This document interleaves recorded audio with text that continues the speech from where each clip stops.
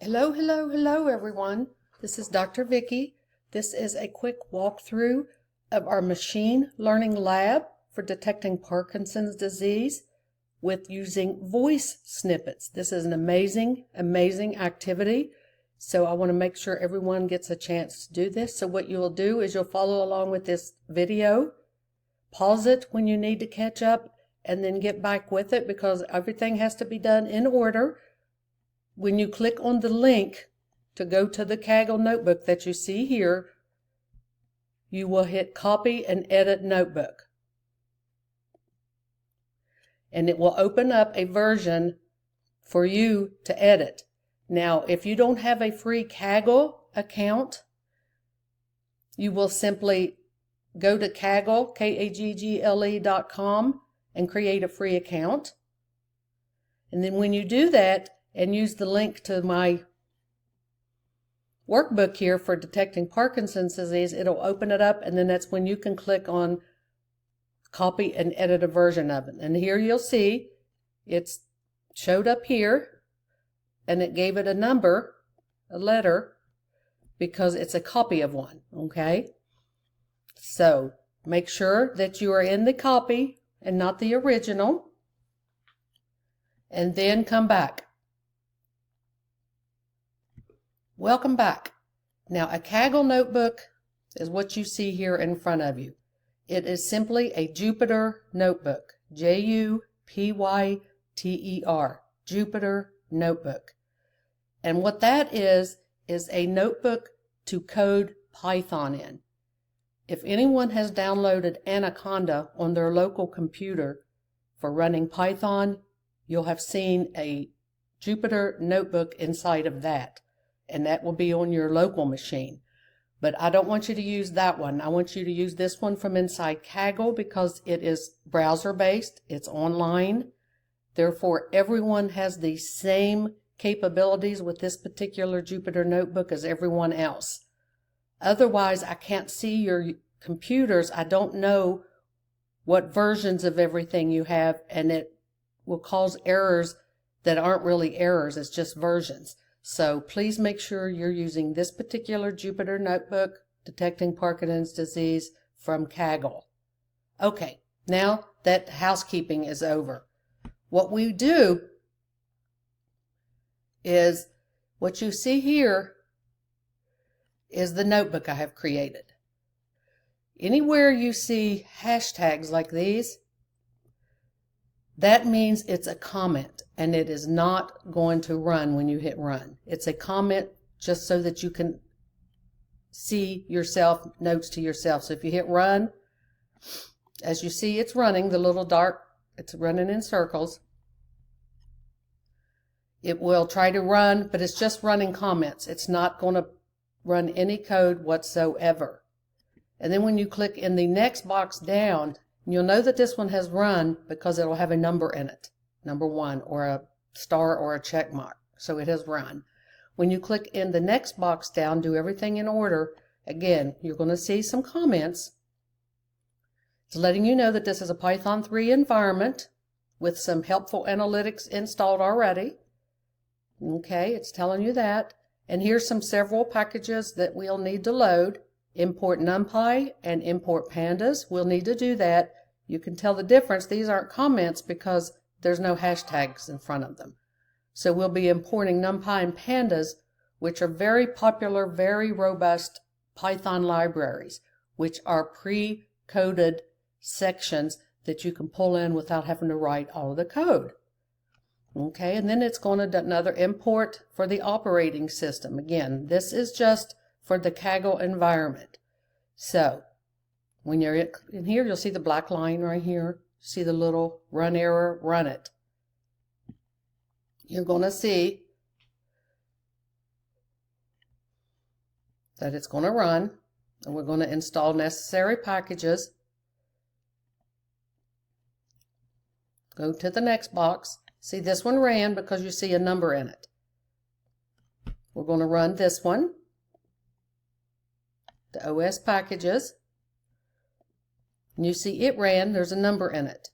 Now we're going to go in to get the data that we're going to use to do this machine learning model. So data collection, what we're going to do is we're going to import our data for our Parkinson's from Kaggle, because Kaggle gives us all of these data sets that we can use for these activities. That's another reason I like Kaggle. Not only is it browser-based, but it gives us a lot of sample data, real-life data that we can work with. So we're going to read this data into our data frame here in our coding. And you can see where it's going to get it, Kaggle input Parkinson's data. So we're going to create a data frame. That's what DF is. Okay. PD, it's going to read the CSV, which is a comma-separated values Excel sheet. And it's going to create a tail which shows the last 5 rows. Okay. So click on this to run it. Boom. There it is. It gave us exactly what we asked for. It read in the last 5 rows. See down here it says 5 rows and 24 columns. That tells you what we're looking at, the last 5 rows and all 24 columns. Now you see this information that's heading all of the columns. You don't need to worry about that. That's medical information. Those are all markers that they're measuring from inside the audio samples from potential Parkinson's patients. What they have done is they have analyzed audio clips of individuals, and they're measuring all of these different items to see if we can predict Parkinson's. So we don't necessarily need to know what they are. I just need you to know what we're doing with it. Okay? So now when we go down the next box, make sure that all of them above have been run. We're going to describe the data. This is code to describe our data. When I hit run, boom.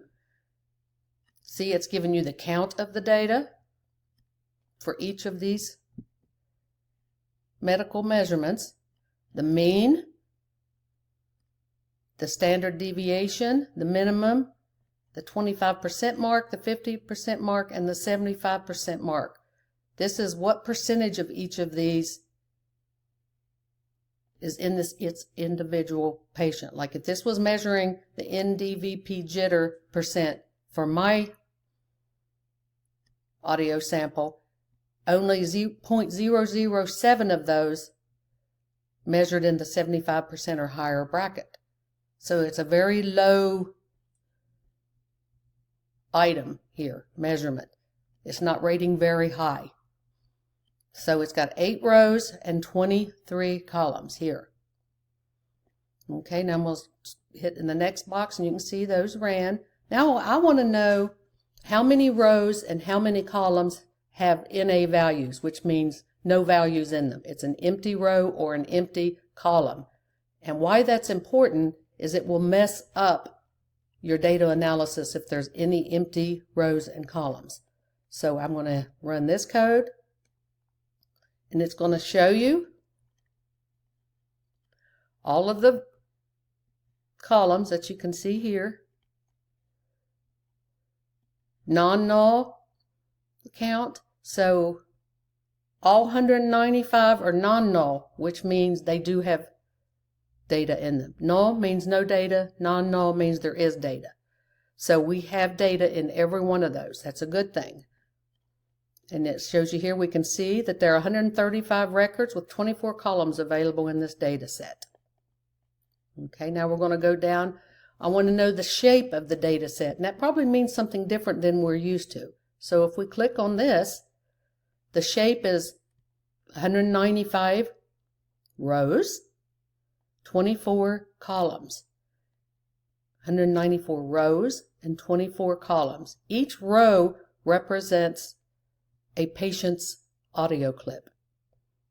That's what the rows are representing.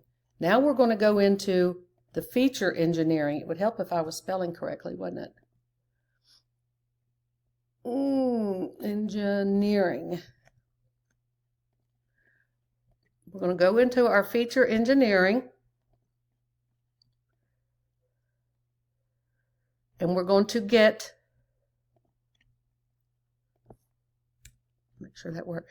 We're going to get all the features first except status. We want to know what all the features of this data set are, and those are all the MDBs and all of those things above. We want everything except status. And then we want to get the status values in an array.